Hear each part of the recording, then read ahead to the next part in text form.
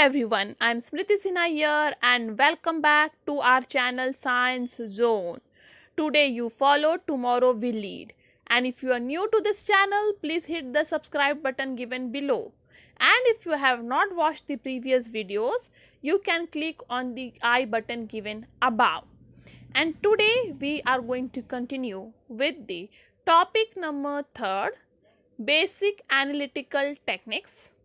This is a topic from 11th Standard Maharashtra State Board syllabus.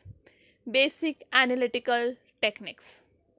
We are already done with this chapter and today we are going to discuss the questions that is the exercise which is given at the end of the chapter. So let's begin with choose the correct option.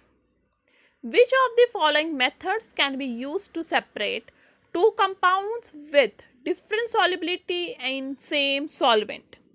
So, if the two components have different solubility in the same solvent, then which method you will use? That is fractional crystallization. So, fractional crystallization is the only method which can help you to separate two compounds with same solubility with little different solubility in the same solvent.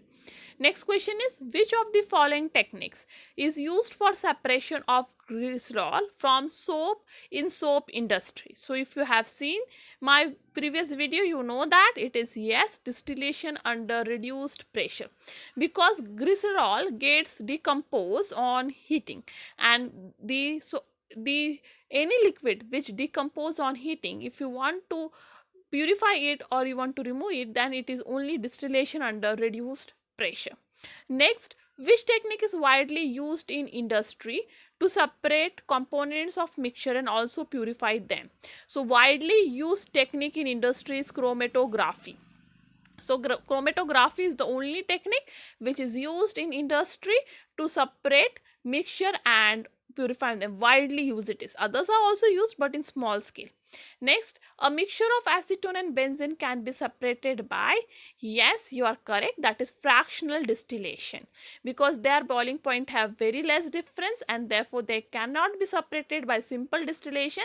They need a fractional column, that is fractional distillation. The next question, colorless components on chromatograph can be observed by. Actually, the question here is wrong. It should be cannot be observed by. So this can should be replaced by cannot. Okay, so instead of can you should write cannot be observed by. So UV, by using UV light you can observe it.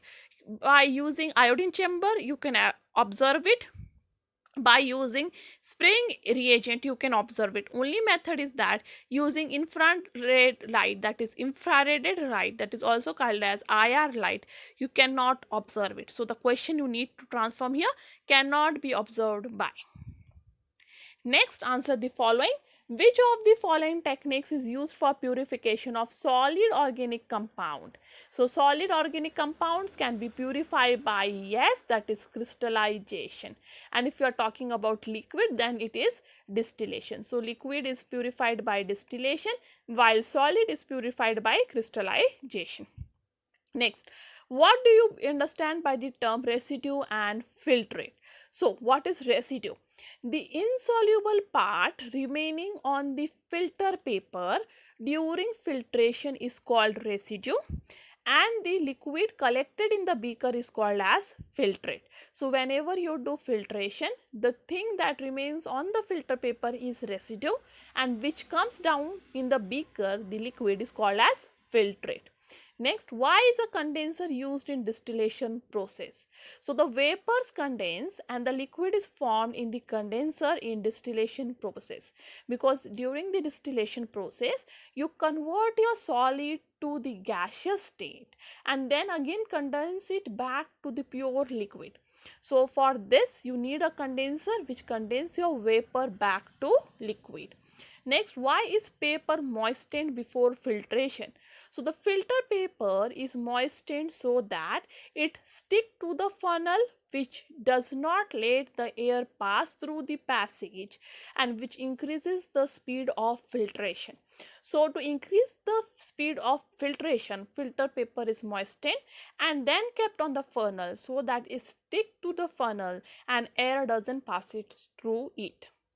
Next is, what is a stationary phase in paper chromatography? So the stationary phase in paper chromatography is a solvent trapped in a piece of paper, that is a liquid. So you can say that it is a liquid as a stationary phase or a solvent trapped in piece of paper.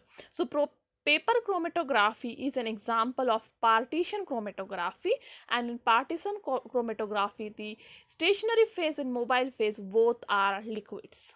Next question, what will happen if the upper outlet of the condenser is connected to the tap instead of lower outlet? In generally, if you see the diagram, you will find out that the lower outlet is always connected to the tap, not the upper outlet. But if this happens, if you do the opposite, then what will happen?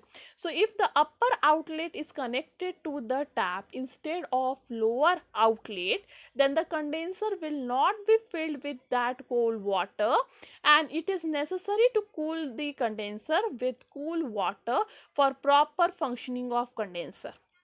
So the main role of condenser is always to convert your vapor back to pure liquid. So that is why the condenser is attached in distillation process, to convert your vapor back to liquid. And if your condenser itself is not cool, and then this condenser won't work properly. So for cooling of condenser, there should be continuous flow of water in the condenser from the tap, and that makes the condenser cool, and that makes your vapor condense to liquid. So you need a continuous flow of water in the condenser, and for that you need to connect your lower outlet to the tap, not the upper. Otherwise the water will not fill in the condenser and condenser won't work properly. Next, give names of two materials used in stationary phase in chromatography. So for stationary phase you can use alumina or silica gel. Next, which properties of solvents are useful for solvent extraction? Okay, the main property is that the organic liquid is immiscible with water and will be able to form two layers. This is the main property because of which solvent extraction work. That is, your organic liquid never gets mixed with the water and it appears as a different layer than the water. Next, why should spotting mixture be done above the level of mobile phase? So we have seen that in TLC or in paper chromatography, we did the spotting 2 cm above from the base, correct? The spotting was done 2 cm from the base. Why we do so? Because if the mixture gets in contact with the solvent initially, means as soon as we keep the TLC plate in the beaker, at that point if your mixture comes in contact with the solvent, it will dissolve and gets washed off in the solvent without traveling up to plate. So the mixture will not travel up to the plate. What will happen? It will immediately get dissolved in the solvent and it will be removed, and therefore the spotting is done 2 cm above the plate so that the mobile phase does not come in contact directly with the spot, but it comes in contact by capillary action, so that this mixture doesn't get washed up. Instead it moves with the mobile phase up by capillary action. So the capillary action only can move this mixture spot above and not the mixture as a whole. That's why you have to keep spotting little above from the base. Next question, define a stationary phase and saturated solution. So definition for stationary phase: a stationary phase is a solid or liquid phase of chromatography system on which the materials are to be separated or selectively adsorbed. So this basically the stationary phase can be a solid phase or a liquid phase. So if you are studying adsorption chromatography, it is solid phase, and if you are studying partition chromatography, it is liquid phase. And you need a stationary phase so that the material gets adsorbed on that phase. Next is saturated solution. A saturated solution is a chemical solution containing maximum concentration of solute dissolved in the solvent. So your solute should be mixed in the maximum amount of solvent, and that solution is called as saturated solution. Next question, what is the difference between simple distillation and fractional distillation? So the simple distillation is a process to separate two miscible liquids having sufficient difference in their boiling point. So simple distillation can only separate the two miscible liquid which have enough difference in their boiling point. Okay, and fractional distillation is a distillation which can separate a mixture of two or more miscible liquids for which the difference of the boiling point is less than 25 Kelvin. That is, if they do not have sufficient difference in their boiling point, those two liquids can be separated by fractional distillation, and if they have enough difference in their boiling point, those two liquids can be separated by simple distillation. So this is the difference between simple and fractional distillation. Next question, define solvent extraction and distillation. So solvent extraction is ultimately a process of partitioning between two immiscible solvents. So solvent extraction, actually you take two solvents which are immiscible in each other, that is they can form two different layers, and in that process you can add your solute and make them dissolve in a particular one solvent and extract it out. So that is the solvent extraction, that is the process of partitioning between two immiscible solvents. Next is distillation. So distillation is a process which is used to separate a mixture of two miscible liquids that boil without decomposition at different temperature. So distillation is the method for separation of two miscible liquids. Solvent extraction is a method for separation of two immiscible liquids, while distillation of two miscible liquids, and these two miscible liquids actually boil at two different temperature without decomposition. All these words should come in your answer. Okay, next, list the properties of solvents which make them suitable for crystallization.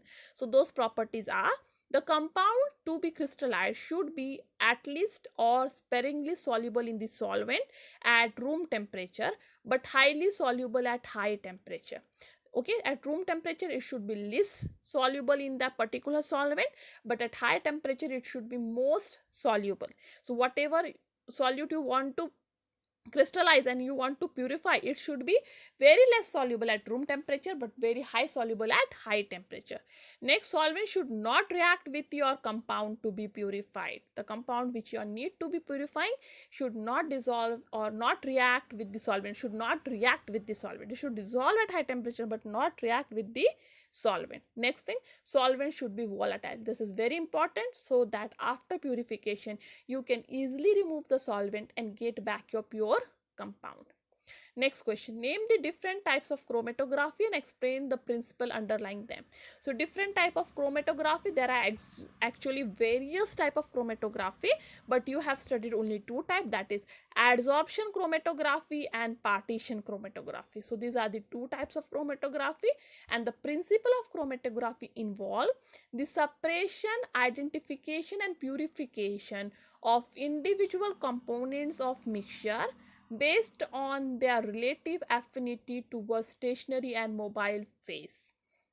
Okay, that is the separation of two components or the identification or purification of the two components from the mixture on the basis that how they react with or interact with the stationary and mobile phase. Next question, why do we see bands separating in column chromatography? So we have seen in the last video that there are formation of bands in column chromatography. Why this happens? This is due to the phenomena that the substance with which we are performing chromatography will consist of different solutes of different solubility in mobile phase. So suppose I have provided you with a mixture of 4 different solutes. Those 4 different solutes will have different solubility level in the mobile phase. Some will be more soluble in mobile phase and some will be least soluble. On the basis of that, we can see separation of band. Hence, the solute which gets dissolved more easily in mobile phase will rise up due to capillary effect, that is, it will come down faster due to gravity, whereas a substance which is more adsorbed on the stationary phase will be as it is, and therefore we see band. Okay, so what happens is that the solute which is more soluble will come down in the column first. This is more soluble with mobile phase, so it comes down in the column first, and which is weakly soluble in mobile phase and strongly adsorbed will be remaining up. So this compound was strongly dissolving in the mobile phase. It came down first in the column chromatography, and which was weakly dissolving, it has remained above, and therefore you are seeing two bands. Next, how do you visualize colorless compounds after separation in TLC and paper chromatography? So if there is a color compound, no problem, you can see it by naked eyes, but if it is colorless, you need to have UV chamber, that is you can see the compound due to their fluorescence property. This is not in all compounds, but yes, most of the compound have this property, fluorescence property, and due to that you can observe them in UV light, or you can even observe them in iodine crystal chamber. So you can keep this plate in the iodine crystal chamber and observe it, because iodine vapors are absorbed by the component and the spots appear brown. So there are two ways. The colorless spots can be seen by UV chamber if they have fluorescence property, or in the iodine chamber because they react with the iodine and become brown in color. Next, compare TLC with paper chromatography. So TLC is a adsorption chromatography while paper chromatography is partition. This is the first difference. TLC is adsorption, paper is partition. In TLC, the stationary phase is solid, mobile phase is liquid. But in paper, both the phases are liquid. So these are the two basic difference between TLC and paper. Next, label the diagram and explain the process in your own words. So this is the diagram for actually using the pressure, the crystallization process by using pressure, and you need to, this diagram is already given in your textbook, you just need to label it. So this is the Buchner funnel, you can call it. Here is the moistened filter paper. Here is the solid which you need to be collecting from the filter paper during filtration, the solid which has been collected here. Then this is the rubber band, that is rubber bug you can say. This is the porous plate which is present on the Buchner funnel. This is the Buchner flask. This is the filtrate which will be collected here, will be the filtrate. This is the your side arm. This is the rubber tube, and this rubber tube is attached to the next vacuum. Okay, that suction pump actually which creates vacuum. So this is the labeling. And that's all for today. Thank you. If you have any doubt, any comment, any suggestion, you can do that on askyourdoubt04@gmail.com. If you have liked my video, please give me a thumbs up. Any doubt, any suggestion, you can even write in the comment box. The PDF form of this notes will be available soon. Still, you can pause this video and note down the answers if you want. And if you want me to start with some special chapter, you can suggest me even that in the comment box. Okay, so that's all for today. Thank you. Keep sharing the videos. And before departing, a child without education is like a bird without wings. So you cannot imagine a bird without wings. So a child should also cannot be imagined without education. So that's for all for today. Thank you. Stay tuned.